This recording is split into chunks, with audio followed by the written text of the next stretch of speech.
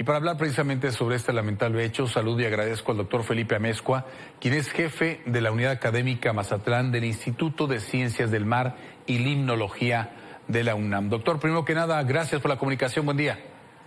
¿Qué tal? Buenos días, mucho gusto.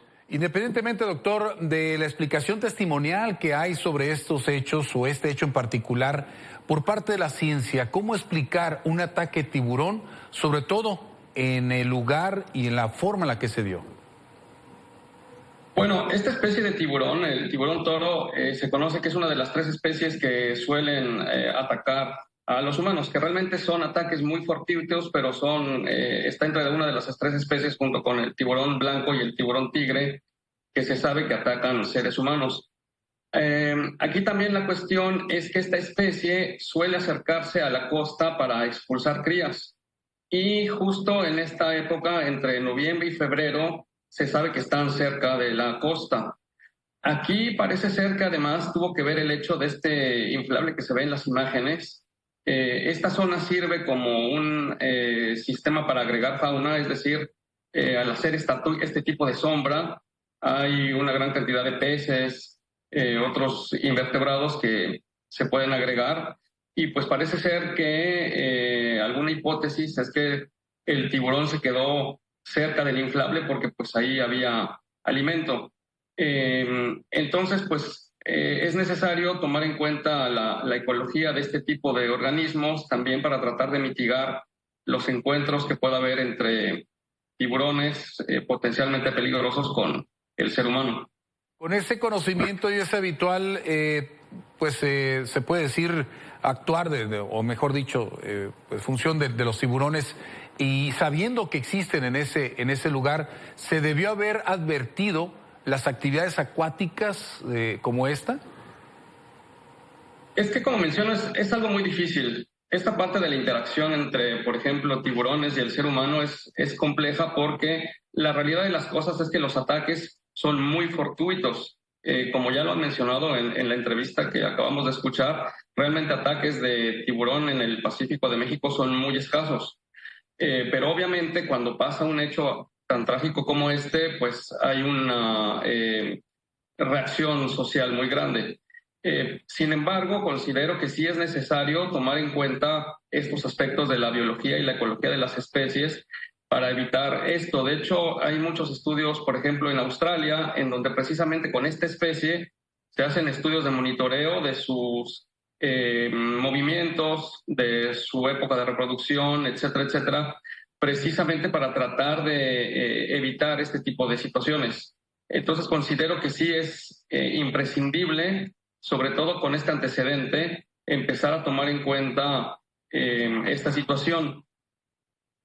Aunque son, como ya lo decía, de manera muy extraña, pero el hecho de que ya se haya registrado de esta forma, sí se puede de alguna forma tomar medidas para prevenir o advertir de este tipo de ataques, es decir, ¿qué se puede hacer para evitarlo?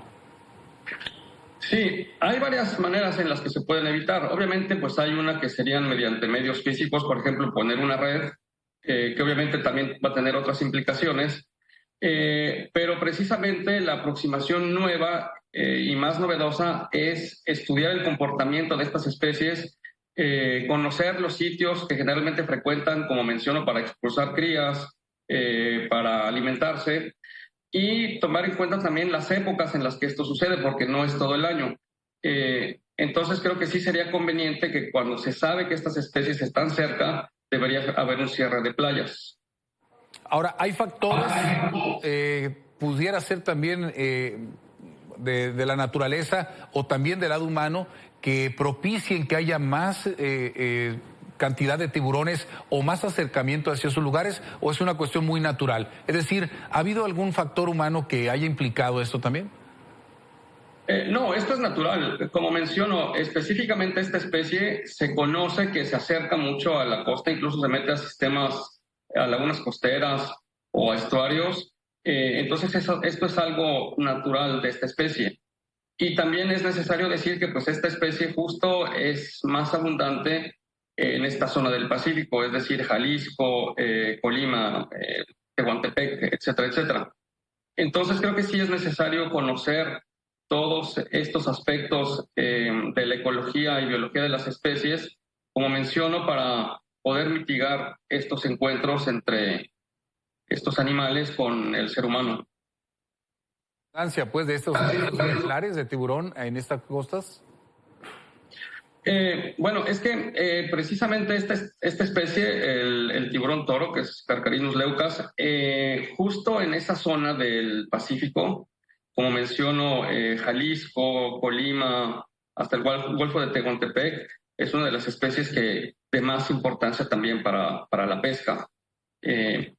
Ya, por ejemplo, más al norte, Nayarit, Sinaloa, esta especie ya difícilmente la encontramos. Entonces, todos estos aspectos deberían ser tomados en cuenta para tratar de evitar este tipo de incidentes.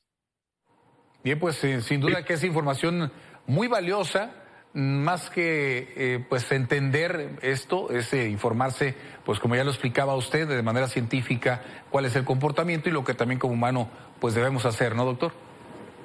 Así es, sí, creo que es importante conocer el comportamiento de estas especies y pues tener cuidado a la hora de, por ejemplo, poner este tipo de, como menciono, el inflable que se ve en las imágenes, parece ser que también fue determinante en el acercamiento en específico para este caso de esta especie.